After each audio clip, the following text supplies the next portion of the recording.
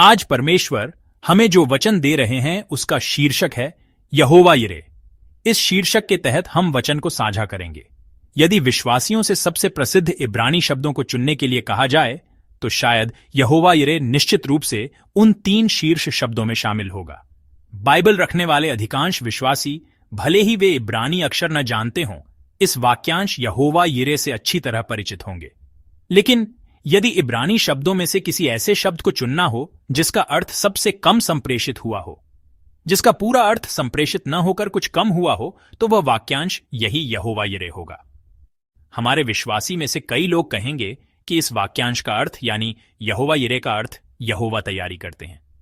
चूंकि बाइबल में इसकी व्याख्या इस तरह की गई है, तो आप सोच सकते हैं कि क्या कोई ऐसा अर्थ है जिसे हमने कम समझा हो। वास्तव में यह अर्थ यहोवा ने तैयार किया एक बहुत ही भावानुवादित अभिव्यक्ति है। यह हमें संदर्भ को सहजता से समझने में मदद करता है, लेकिन यदि हम मूल भाषा को थोड़ा और जानें तो हम और भी गहरी सोच विचार कर सकते हैं। आज हम इस प्रसिद्ध अभिव्यक्ति यहोवा यिरे पर एक साथ विचार करेंगे। सबसे पहले, हम में से अधिकांश लोग यहोवा यिरे को अब्राहम के किसी महान विश्वास की घोषणा के रूप में जानते हैं। यह माना जाता है कि एक ऐसी स्थिति में जहां परमेश्वर से कोई उम्मीद नहीं की जा सकती थी, जो बेतुकी, अतार्किक, समझने में कठिन और समझाने में मुश्किल थी, उसमें परमेश्वर तैयारी करेंगे, इस विश्वास को कबूल किया गया था। लेकिन आज के पाठ को थोड़ा और ध्यान से पढ़ने पर पता चलता है कि ऐसा बिल्कुल नहीं है। हम देख सकते हैं कि यह स्वीकारोक्ति उतनी महान स्वीकारोक्ति नहीं है। मैंने पहले एक सुबह की प्रार्थना सभा में इस पर वचन साझा किया था। यहोवा यिरे किस संदर्भ में सामने आया? यह पहली बार अब्राहम और उसके बेटे इसहाक के बीच बातचीत में प्रकट होता है। यह कल के बच्चों की उपासना का पाठ था। आइए हम उत्पत्ति 22, 7, 8 को एक साथ पढ़ें। आइए एक साथ पढ़ें। 7 इसहाक ने अपने पिता अब्राहम से कहा, हे मेरे पिता। उसने कहा, हे मेरे पुत्र, क्या बात है? उसने कहा, देख, आग और लकड़ी तो हैं, पर होमबलि के लिए भेड़ का बच्चा कहां है? 8 अब्राहम ने कहा, हे मेरे पुत्र, परमेश्वर होमबलि के भेड़ के बच्चे का उपाय आप ही करेगा। और वे दोनों संग संग आगे बढ़ते गए। आमीन। इसहाक अपने पिता अब्राहम से पूछता है, क्योंकि कुछ अजीब लग रहा था। आग भी है और लकड़ी भी है, लेकिन मेमना कहां है? बलिदान के लिए मेमना कहां है? बलिदान का मेमना क्यों नहीं है? इसहाक ने यह सवाल पूछा। अब्राहम के लिए यह सवाल वास्तव में बहुत ही शर्मनाक और उत्तर देने में बहुत कठिन था। यहीं पर यहोवा यिरे पहली बार प्रकट होता है। लेकिन प्रिय भाइयों और बहनों, अब्राहम के उत्तर पर जाने से पहले आइए एक पल के लिए सोचें। यदि आप अब्राहम की जगह होते तो आप क्या जवाब देते? जब आपका बेटा, जो जल्द ही होमबलि का बलिदान बनने वाला है, पूछता है कि बलिदान कहां है, तो आप क्या जवाब देंगे? क्या आप सीधे सीधे कहेंगे, बलिदान तुम ही हो? क्या आप सीधे सीधे कह सकते हैं, परमेश्वर ने कल रात, कुछ दिन पहले रात में तुम्हें बलिदान के रूप में चढ़ाने के लिए कहा था? अब्राहम भी ऐसा नहीं कह सका। इसीलिए यह स्वीकारोक्ति सामने आई। क्योंकि वह सच को जस का तस नहीं कह सकता था, इसलिए उसने इसे घुमा फिराकर व्यक्त किया। मेरे बेटे, होमबलि के लिए मेमने का प्रबंध परमेश्वर स्वयं अपने लिए करेंगे। उसने बस इतना ही जवाब दिया। यह जवाब सच नहीं कह रहा है। वास्तव में यह झूठ बोल रहा है। यह झूठ है। इसलिए यह जवाब केवल उस स्थिति से बचने के लिए एक बहाना है, क्योंकि वह सच को जस का तस नहीं कह सकता था। यह विश्वास की कोई महान घोषणा या कोई महान और अद्भुत निर्णय नहीं था, जैसा कि हम आज सोचते हैं। यहोवा यिरे वास्तव में एक तरह का झूठ, एक तरह का बहाना है, जिसे सच न कह पाने की वजह से घुमा फिराकर कहा गया था। यह बात एक महान स्वीकारोक्ति क्यों नहीं हो सकती? इसका कारण पहाड़ पर अब्राहम का व्यवहार है। यदि अब्राहम ने वास्तव में अपनी कही बात पर विश्वास किया होता, परमेश्वर तैयारी करेंगे। यदि अब्राहम ने वास्तव में ऐसा माना होता, तो उसे उस पहाड़ पर कैसा व्यवहार करना चाहिए था? क्या उसे वह नहीं खोजना चाहिए था जो परमेश्वर ने तैयार किया था?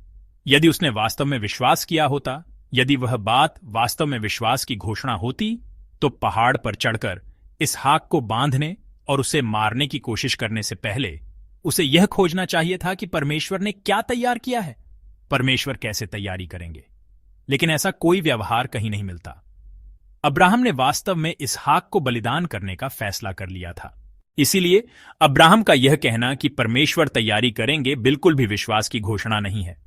यह सिर्फ एक बहाना या टाल मटोल है, जिसे बेटे को कुछ न कह पाने की वजह से बनाया गया, यहां तक कि एक झूठ जैसा कुछ। यही यहोवा यिरे की शुरुआत है।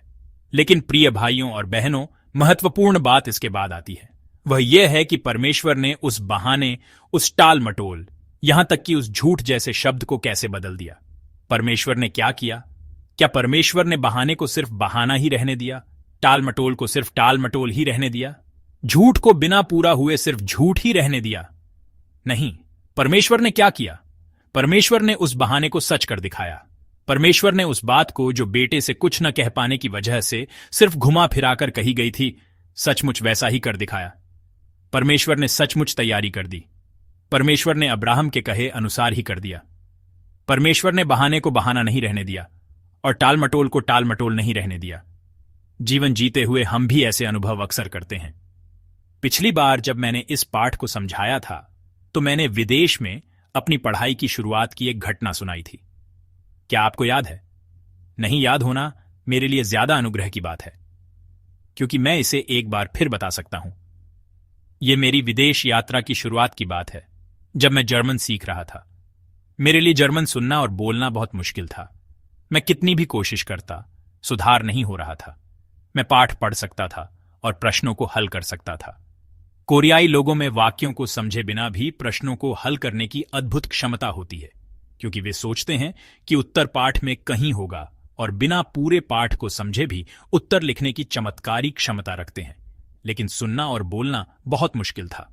मैं कितना भी सुनने की कोशिश करता, ठीक से सुनाई नहीं देता था, और कितना भी बोलने की कोशिश करता, मेरी जबान अक्सर लड़खड़ा जाती थी। भाषा स्कूल में जब शिक्षक कोई सवाल पूछते तो जवाब देना पड़ता था, और उस दिन का विषय था घर, यानी मैं कहां रहना चाहता हूं। किसी दोस्त ने कहा कि वह ग्रामीण इलाके में रहना चाहता है, और किसी ने कहा कि वह पेंट हाउस में रहना चाहता है। मैंने क्या जवाब दिया होगा?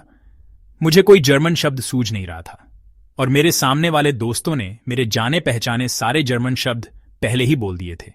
जैसा कि मैंने पहले भी कहा है, जब आप कोई भाषा सीखते हैं तो आप अपने विचार नहीं बताते। यह बताना नहीं होता कि आप वास्तव में किस तरह के घर में रहना चाहते हैं, बल्कि आपको वे शब्द बोलने होते हैं जो आप जानते हैं। भले ही आपके सपनों का घर हो, अगर आप उस शब्द को जर्मन में नहीं जानते तो वह आपके सपनों का घर नहीं रह जाता। और भले ही आप वहां नहीं रहना चाहते हो, अगर वह घर उन शब्दों से बना है जिन्हें आप जर्मन में जानते हैं, तो वह आपके सपनों का घर बन जाता है। क्या आपको लगता है कि मेरे सपनों का घर नहीं होगा? मैं इसके अपार्टमेंट में रहना चाहता था जहां से चर्च पूरा दिखाई देता हो, लेकिन मैं ये बात जर्मन में नहीं कह सकता था। इसलिए मैंने वही कहा जो मेरे दिमाग में आया। मैंने कहा, मुझे हाइडेलबर्ग का आल्टस्टाट यानी पुराना शहर पसंद है। मैं वहां रहना चाहता हूं। मुझे वहां की मुख्य सड़क पसंद है। यह बात मेरी कोई गहरी इच्छा नहीं थी। यह बस एक बात थी जो मैंने भाषा स्कूल में कह दी थी, क्योंकि मेरे पास कहने के लिए कुछ नहीं था। मैंने अपने जाने पहचाने सारे जर्मन शब्दों का इस्तेमाल किया था, लेकिन उसके लगभग 5 साल बाद मैं उसी घर में रहने लगा। मैं ठीक हाइडेलबर्ग आल्टस्टाट हाउप्टस्ट्रासे 249 में रहने लगा। मैं अपनी पढ़ाई पूरी होने तक उस स्कूल के छात्रावास में रहा। उस छात्रावास में रहते हुए काफी समय बीत जाने के बाद मुझे वह बात याद आई जो मैंने भाषा स्कूल में कही थी। ओह, मैंने तब कहा था कि मैं यहां रहना चाहता हूं। तब मुझे अपनी कही बात याद आई और मेरे रोंगटे खड़े हो गए। ओह, परमेश्वर ऐसी बातें भी सुनते हैं। मैं तो भूल गया था, लेकिन परमेश्वर को याद है। उस समय मैंने फिर से परमेश्वर की बारीकी, उनकी दयालुता को महसूस किया, जो हमारी छोटी से छोटी आह का भी जवाब देते हैं। असल में यह कोई प्रार्थना भी नहीं थी। यह कोई ऐसी चीज नहीं थी जिसकी मैंने बहुत ज्यादा इच्छा की हो कि अगर यह पूरी नहीं हुई तो कुछ बहुत बुरा हो जाएगा। लेकिन परमेश्वर हमारी हर आवाज सुनते हैं। वे सुनते हैं और व्यक्तिगत रूप से जवाब देते हैं। उस जवाब के जरिए वे हमारी छोटी सी आवाज को प्रार्थना बना देते हैं। यानी जो बात प्रार्थना नहीं थी, परमेश्वर उसे प्रार्थना बना देते हैं। यही आज के पाठ में प्रकट हुई परमेश्वर की क्रिया है। ऐसा करके वे हमारी छोटी सी आवाज को परमेश्वर के प्रति विश्वास की घोषणा बना देते हैं। जो बात विश्वास की घोषणा नहीं थी, परमेश्वर उसे विश्वास की घोषणा बना देते हैं। परमेश्वर तैयारी करेंगे। इस खोखले शब्द को विश्वास की घोषणा बना दिया, और मैं हाइडेलबर्ग में रहना चाहता हूं, इस बात को आशा की प्रार्थना बना दिया। परमेश्वर हमारे लिए ऐसे ही काम करते हैं। 2 हफ्ते पहले हमने हंसी के बारे में बात की थी। हंसी के साथ भी ऐसा ही है। परमेश्वर का वचन सुनकर अब्राहम और सारा हंसे थे, लेकिन वह हंसी विश्वास की किसी गहरी भावना से भरी हुई या आशा और उम्मीद से भरी हुई हंसी नहीं थी। वो एक खोखली हंसी थी, एक तरह की उपहासपूर्ण हंसी थी, क्योंकि उनमें विश्वास नहीं था। लेकिन परमेश्वर उस उपहासपूर्ण हंसी, उस खोखली हंसी को कैसे बदलते हैं? उन्होंने उसे सच्ची हंसी में बदल दिया।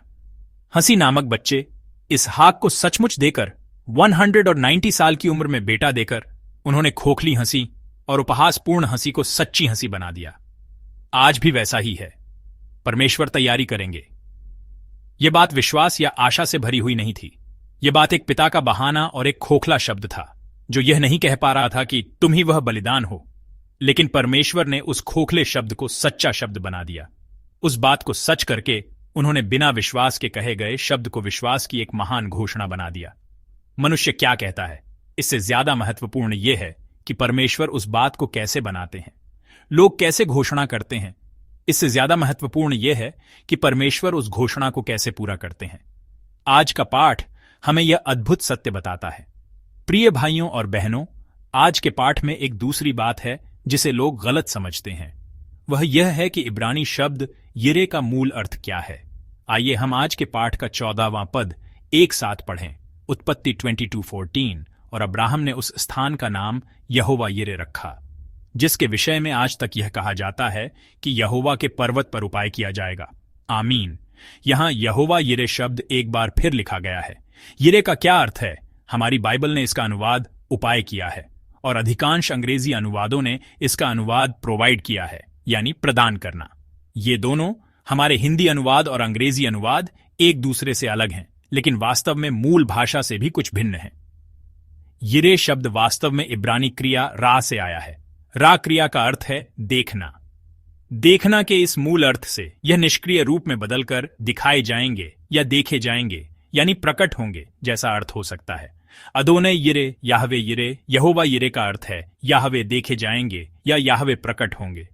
मुझे लगता है कि इस मूल अर्थ का महत्व हमारी संशोधित बाइबल के भावानुवाद उपाय करना या कई अंग्रेजी अनुवादों में अनुवादित प्रोवाइड, प्रदान करना जैसे अर्थों से कहीं ज्यादा है, क्योंकि परमेश्वर क्या प्रकट करेंगे और परमेश्वर क्या दिखाएंगे, इस मूल अर्थ के भीतर इसका कुछ गहरा और कुछ अलग अर्थ होता है। उपाय करेंगे का अर्थ है कि परमेश्वर कुछ तैयार करेंगे, यानी चाहे वह मेढ़ा हो या बकरी। परमेश्वर किसी जानवर को बलिदान के लिए किसी चीज को तैयार करेंगे। अंग्रेजी अनुवाद प्रोवाइड का भी यही हाल है। परमेश्वर प्रदान करेंगे का मतलब भी यही है कि परमेश्वर किसी जानवर को, चाहे वह मेढ़ा हो या बछड़ा, प्रदान करेंगे। कोई चीज परमेश्वर प्रदान करेंगे। लेकिन मूल भाषा अलग है। मूल भाषा कुछ अलग है। अदोनै यिरे, याहवे देखे जाएंगे, परमेश्वर प्रकट होंगे। यहां परमेश्वर स्वयं ही विषय बन रहे हैं। यह नहीं कि परमेश्वर कुछ दिखा रहे हैं या परमेश्वर कुछ तैयार कर रहे हैं या कुछ प्रदान कर रहे हैं। कोई चीज, कोई जानवर उसे दिखा रहे हैं या तैयार कर रहे हैं या प्रदान कर रहे हैं, बल्कि परमेश्वर स्वयं प्रकट होंगे। परमेश्वर स्वयं को दिखाएंगे। यह वचन है। इसे समझना आज के पाठ को समझने के लिए एक और बहुत महत्वपूर्ण कुंजी है, क्योंकि क्या देखना है या क्या दिखाया जाएगा, यह आज के पाठ, इस यहोवा यिरे के पाठ में बहुत ही महत्वपूर्ण है।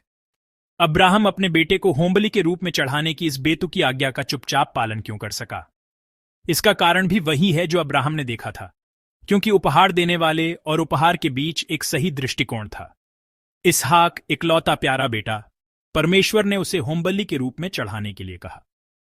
लेकिन जिस परमेश्वर ने यह कहा था, वह वही थे जिन्होंने उसे वह इकलौता प्यारा बेटा दिया था।